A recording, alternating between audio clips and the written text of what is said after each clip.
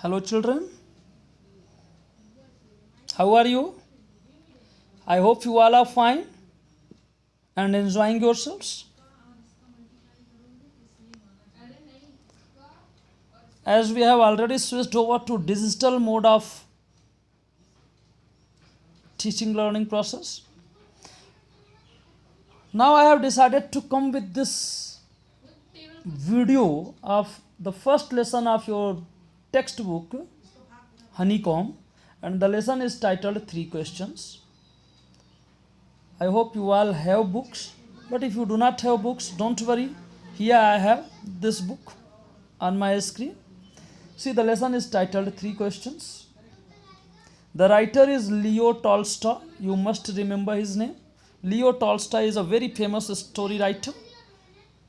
And before we begin, what is written here? You see, a king has 3 questions. How many questions does the king have?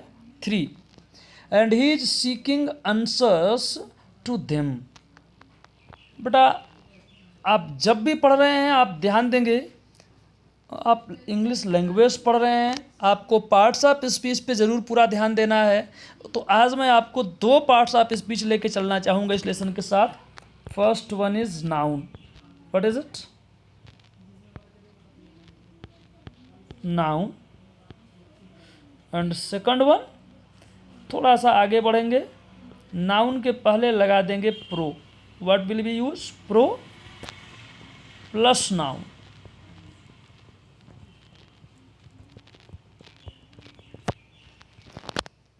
पहले आपको noun बता देता हूं. आपके इर्द गिर्द चारों तरफ, whatever you see around you and if you can name it, that name will be known. आप अपने चारों तरफ अपने कमरे के इर्द गिर्द देखिए. आपको आपका मोबाइल दिख रहा है. वो जो ऑब्जेक्ट आपने हाथ में पकड़ा है उसको आप किस नाम से पुकारते हैं? मोबाइल बोलते हैं. और ये वर्ड जो मोबाइल है, दिस इज नाउन.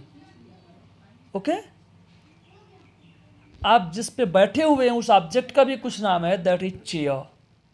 आपके सारे बॉडी पार्ट्स के कुछ नाम हैं, दे ऑल आर नाउन्स.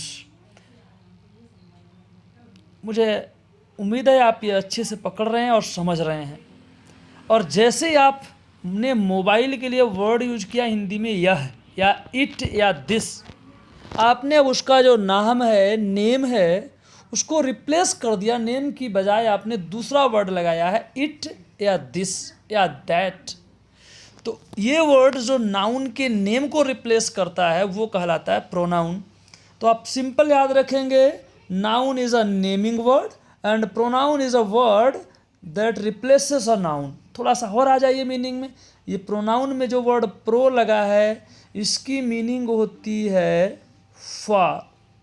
इसकी मीनिंग होती है फॉर. अब आप यहाँ देखिए, a king has 3 questions. King के पास क्या थे? What does he have? Questions. How many questions? अब पहले जानिए आप क्वेश्चंस क्या है. क्वेश्चन एक सेंटेंस होता है. एक निश्चित पैटर्न वाले सेंटेंस को क्वेश्चन बोला जाता है. यानी कुछ वर्ड्स के ग्रुप को नाम दिया है ना, क्वेश्चन, वो भी एक नाम है. तो क्वेश्चन वर्ड इज नाउन. और थोड़ा सा और कहो तो हम बता देंगे, आगे की जो थर्ड पार्ट ऑफ स्पीच होगी वो होगी एडजेक्टिव. ये क्वेश्चंस कितने हैं? 3. How many questions? 3. यानी क्वेश्चन को मॉडिफाई कर रहा है, उसके बारे में कुछ बता रहा है जो वर्ड, वो कहलाएगा adjective. This word 3 is adjective. तो adjective we shall see in some other chapter. थोड़ा बहुत इसके बारे में भी देखते रहेंगे. But noun and pronoun we must discuss here. तो आप नाउन्स ढूंढेंगे. क्वेश्चंस नाउन हो गया. And he is seeking answers to them. Who is he here? Who is he? I hope you are getting it. It is the king. मैंने the king बोला है. ये king, king कौन होता है? एक निश्चित पद पे बैठा हुआ व्यक्ति. यानी उस व्यक्ति को हमने नाम दिया है किंग, लेकिन स्पेसिफिक नहीं, वहाँ पर कोई भी बैठ सकता है. यानी ये किंग वर्ड अगर हम बोलेंगे तो किसी एक के लिए नहीं आता. यानी ये कॉमन टर्म है. जैसा कॉमन टर्म हमने बोल दिया, ऐसे ही नाउन्स की भी आप टाइप पढ़ेंगे. Proper noun, common noun, abstract noun. और अगर हमने कह दिया किंग ऑफ इंडिया अब हमने इन किंग को स्पेसिफाई कर दिया, ये प्रॉपर हो गया। ओके, और किंग के प्लेस में इसको फिर से आने से रोकने के लिए जो वर्ड आया है वो है ही। He is used here to avoid the what, use of the word king here. King शब्द दोबारा ना आए इसलिए ही यूज किया है, और ये क्या हो जाएगा, pronoun. Okay okay, now he is seeking answers. अब सेंटेंस के आप पार्ट्स भी धीरे धीरे समझेंगे। सबसे पहले आपको कॉन्टिन्यूअस टेंसेस जो हैं वो भी समझना है, क्योंकि ये सबसे इजी होता है। आप देखिए, ही is seeking answers, he is seeking answers. आप यहाँ ध्यान दीजिए, ये इज सीकिंग हटा दीजिए, ही और आंसर्स रखिए, तो समझ में नहीं आता कुछ। यानी ही का एक्शन क्या है, ही इज सीकिंग। तो यहाँ आप ध्यान रखेंगे, ये वर्ब है और वर्ब में दो हैं, एक इज और सीकिंग। इज सीकिंग को असिस्ट करने के लिए आया, इसलिए इसे बोलते हैं असिस्ट करने वाली वर्ब, वो कहलाती है हेल्पिंग वर्ब। क्या कहलाती है, हेल्पिंग वर्ब। इंग्लिश में इनकी संख्या कहने को तो 24 है, बट कैसे होती है 24, that we shall see later. इसमें से 13 होती हैं, आप देखिए ऑक्सिलरीज होती हैं, ऑक्सिलरी वर्ब्स कितनी हैं, 13, और दूसरी होती हैं मॉडल, ऑक्सिलरी वर्ब्स 11 है,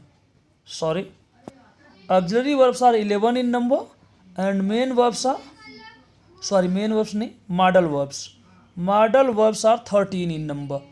ऑक्सिलरी वर्ब्स कितनी है, 11, और मॉडल वर्ब्स कितनी है, modal auxiliaries you can say, modal auxiliaries are 13 in number, that we shall discuss letter.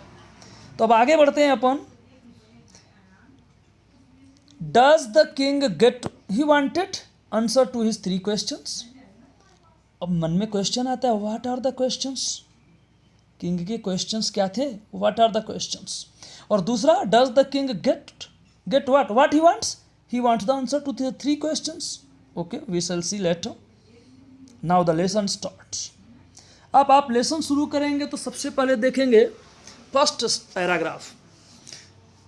Lesson का टाइटल है द 3 क्वेश्चंस। राइटर आपको याद रखना है लियो टॉल्स्टॉय। मैं कोशिश करूंगा लेसन को 3 से 4 पार्ट में डिवाइड करने की। I will divide the lesson into 3 to 4 parts. The thought came to a certain king that he would never fail if he knew 3 things. देखिए आप कितने सेंटेंस हो गए, आप ये भी पकड़ना सीखेंगे। पहला है the thought came to a certain king, sentence number 1। That लगा, he would never fail, sentence number 2। और तीसरा, इफ ही न्यू 3 थिंग्स। आपको सेंटेंस डिसाइड करना है तो आप हेल्पिंग वर्ब ढूंढिए कितनी आई हैं। As many as helping verbs would be there, so many sentences would be there. Simple sentences की बात कर रहा हूँ। आप देखिए यहाँ केम आया, इसका मतलब हेल्पिंग वर्ब क्या लगी है, डिड। फिर देखिए वुड फेल, ये वुड हेल्पिंग वर्ब है, सेंटेंस नंबर 2। और सेंटेंस नंबर 3 है न्यू, फिर से आ गया डिड। अब धीरे धीरे मैं बताता चलूँगा, आपको याद रखना है। ये डिड जो होती है इंग्लिश में एक टेंस होता है पास्ट इंडिफिनिट, समय बताने वाली एक यूनिट मान सकते हो आप। तो उसके लिए डिड हेल्पिंग वर्ब यूज होती है। जैसे आपको इफ़ ही न्यू को अगर आप डिड को दिखाना चाहेंगे तो सेंटेंस नेगेटिव में ले जाएंगे तो हो जाएगा if he did not no.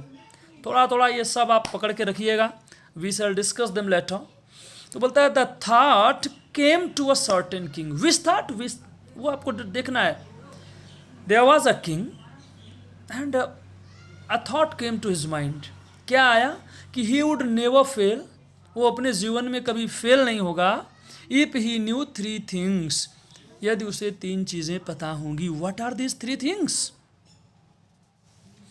Answer दे रहा है अपने से ही। दीज 3 थिंग्स वो, see the right time, these 3 things वो the right time to do a thing, anything, a thing means anything. Second, the right people, which people should he listen to? And third, the most important thing for him to do. So what are the 3 things that he wanted to know? The 3 things are 3 questions. And what are these three questions? What is the right time to begin something? Which people should he take advice from? And third, what is the most important thing for him to do? आपको ये तीनों questions याद रखने हैं. मैं थोड़ा first paragraph से आपसे क्वेश्चंस करता हूं. पहला question, what are the three things that the king wanted to know, और वांट्स टू नो भी कह सकते हैं. So the king wanted to know three answers. Three answers means what? Answer to his three questions. वो three things क्या थी? Three questions and their answers. That is what he wanted. Questions तो उसके पास थे and the three things were the answer to three questions.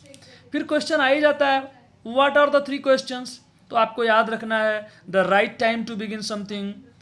What is the right time to begin something? Then who are the right people to give advice? And third, what is the most important work? Thing here means work to do. Okay.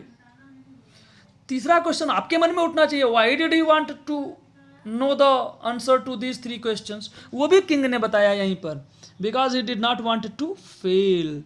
इसका दो answer दे सकते हो, because he wanted to succeed always in his life, और दूसरा because he did not want to fail. और result रूप में ले जाना है तो आप कह सकते हैं so that he would never fail. Okay okay, आगे बढ़ते हैं. एक चीज आप ध्यान रखेंगे, इस लेसन में आपको नाउन्स छांटने हैं.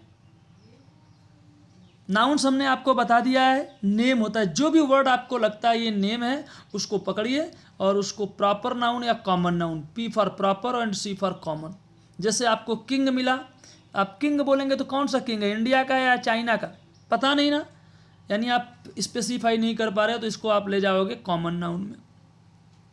Okay, then from each paragraph you have to find out. और लेसन के लास्ट में हम देखते हैं आप कितने वर्ड्स करते हैं, आप उसको गूगल क्लासरूम में जमा करेंगे. Okay, the king therefore. अब देखिए किंग आगे बढ़ा, what did he do? The king therefore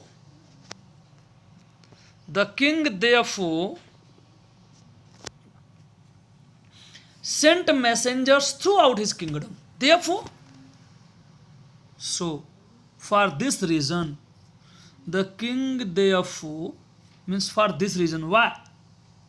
Sent messengers. Where did he send messenger? देखिए मैंने बोला where did he, अब did लगा दिया तो sent का sent नहीं रहेगा, इसकी फर्स्ट फॉर्म होती है sent. और हमने आपको बताया है 13 मॉडल ऑक्सिलरीज और 11 ऑक्सिलरीज. 11 ऑक्सिलरीज में जो 3 ऑक्सिलरीज हैं वो बनती हैं डू से. कौन कौन सी हैं वो? एक तो डू स्वयं, second one is does and the third one is did. ये दोनों यूज होती है प्रेजेंट टेंस में, ये होती है पास्ट टेंस में. तो जहाँ भी डिड लगती है अगर वो हिडन होती है तो वर्ब की सेकंड फॉर्म यूज होती है एज हियर. इसकी फर्स्ट फॉर्म है सेंट, यहाँ डिड हिडन है. और जब भी डिड हिडन होती है the tense used is named past indefinite tense. आप ये भी ध्यान रखेंगे. Okay, so the king therefore sent messengers. Where did he send messengers? In every part of his kingdom. See throughout, the word throughout, throughout की meaning है in every part. आप meaning की चिंता नहीं करेंगे, आप सारे words लिखिए और उनकी meanings you will be getting at the end of the lesson. Promising a large sum of money. किनको प्रॉमिस किया? He promised a large sum of money. किसको? To anyone. ये किसी का नाम नहीं है, कोई भी हो सकता है, मीन्स प्रोनाउन हो गया. और प्रोनाउन में भी डिफिनिट नहीं है कौन, तो कह सकते हो आप अनिश्चित है तो indefinite pronoun. Who would answer these 3 questions? Anybody who could answer the questions was promised a large sum of money as a reward. King ने किसी भी व्यक्ति को, any person who would answer the question, what he would do? He would give him a large sum of money in reward. तो एक question बनता है यहाँ पर भी, what did the king do to find answer to his 3 questions? तो क्या करता है वो? He sent messengers throughout the kingdom. Okay? Next you see. अब जैसे ही राजा का क्वेश्चन आ गया, बहुत बड़ी प्राइज अनाउंस कर दी गई, डिक्लेयर कर दी गई, तो people from all over the country tried to answer his question, they started coming to the kingdom of the king. तो अभी तक आपने ये देखा, पहला ये जो फर्स्ट 2 पैराग्राफ्स हैं, आप इनको देख करके इसको कुछ टाइटल दे सकते हैं यहाँ तक के पार्ट को. Yes, try to give it. You can see here the Kings